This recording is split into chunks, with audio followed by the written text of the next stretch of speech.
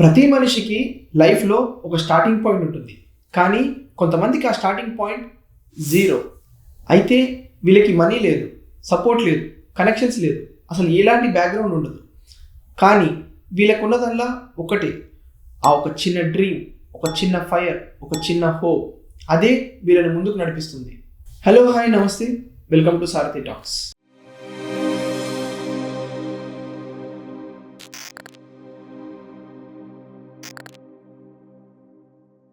Zero నుండి start అవ్వడం అంటే చాలామందికి చాలా ఈజీగా ఉంటుందేమో అనిపిస్తుంది, కానీ they are starting from nothing.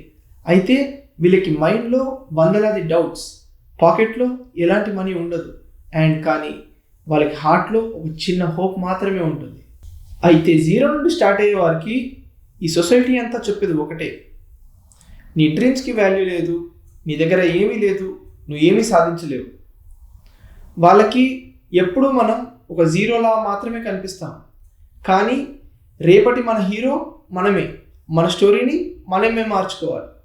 మీకు పర్ఫెక్ట్ ఎగ్జాంపుల్ ఆర్పి పట్నాయక్ గారు.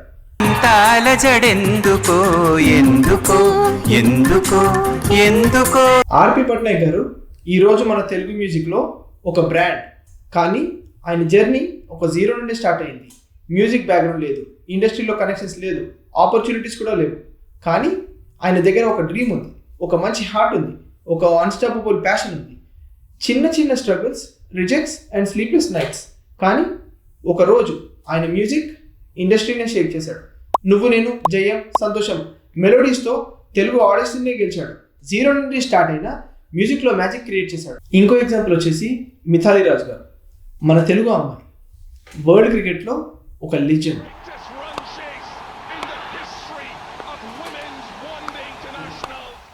కానీ తన జర్నీ చాలా ఇంట్రెస్టింగ్గా ఉంటుంది. ఒక మిడిల్ క్లాస్ ఫ్యామిలీ నుండి వచ్చి క్రికెట్ అంటే అమ్మాయికి కెరియర్ కాదు అని చెప్పిన రోజులు అవి. తను గ్రౌండ్కి వెళ్ళడానికి కూడా చాలా స్ట్రగుల్ పడేది. మార్నింగ్ 4 o'clockకి ప్రాక్టీస్, హాట్సన్లో హవర్స్ ఆఫ్ ట్రైనింగ్, సొసైటీలో చాలా కమెంట్స్. కానీ క్రికెట్ అమ్మాయిల పని కాదు అని చెప్పిన వాళ్ళందరికీ తన బ్యాట్తో సమాధానం ఇచ్చింది. ఇవాళ మిథాలీ రాజ్ అంటే జీరో నుండి స్టార్ట్ అయిన వాడు ఖచ్చితంగా వరల్డ్ స్టేజ్ మీద షైన్ అవ్వగలడు అనే ఒక చిన్న నిదర్శనం. నెక్స్ట్ వచ్చేసి నరేంద్ర మోడీ గారు. ఈరోజు ప్రపంచంలో చాలామందికి హీఈస్ ఎ ఫేమస్ నోన్ పర్సనాలిటీ. కానీ ఆయన జర్నీ జీరో నుండే స్టార్ట్ అయింది. చిన్న ఏజ్లో నుండే టీ స్టాల్లో వర్క్ చేసి, ఫ్యామిలీ స్ట్రగుల్స్, మనీ లేదు, ఆపర్చునిటీస్ లేవు, కానీ ఒక డ్రీమ్ ఉంది, ఒక డిసిప్లిన్ ఉంది, ఒక డెడికేషన్ ఉంది. Step by step, year by year hard వర్క్తో ఆయన తన జర్నీని క్రియేట్ చేసుకున్నారు. జీరో నుండి స్టార్ట్ అయిన వాడు ఒకరోజు లక్షల మందికి ఇన్స్పిరేషన్గా అయ్యాడు, ఇండియాకి ప్రైమ్ మినిస్టర్గా అయ్యాడు. జీరో నుండి స్టార్ట్ అయిన వాడికి స్ట్రగుల్ అనే ఫేజ్ కంపల్సరీ. మిడ్ నైట్ వరకు వర్క్ చేయడం, ఫుడ్ స్కిప్ చేయడం, ట్రావెల్ కోసం నడవడం, డ్రీమ్ కోసం స్లీప్ సాక్రిఫైస్ చేయడం, ఇది ఒక జీరో నుండి స్టార్ట్ అయ్యేవాడి జర్నీ. ఒక రోజు ఒక స్మాల్ విన్ వస్తుంది, ఒక ఆపర్చునిటీ, ఒక కాల్, ఒక రికగ్నిషన్, ఒక స్మాల్ విన్ ఆయన కాన్ఫిడెన్స్ని కంప్లీట్గా మార్చేస్తుంది, ఆయన లైఫ్ని కంప్లీట్గా టర్న్ చేసేస్తుంది.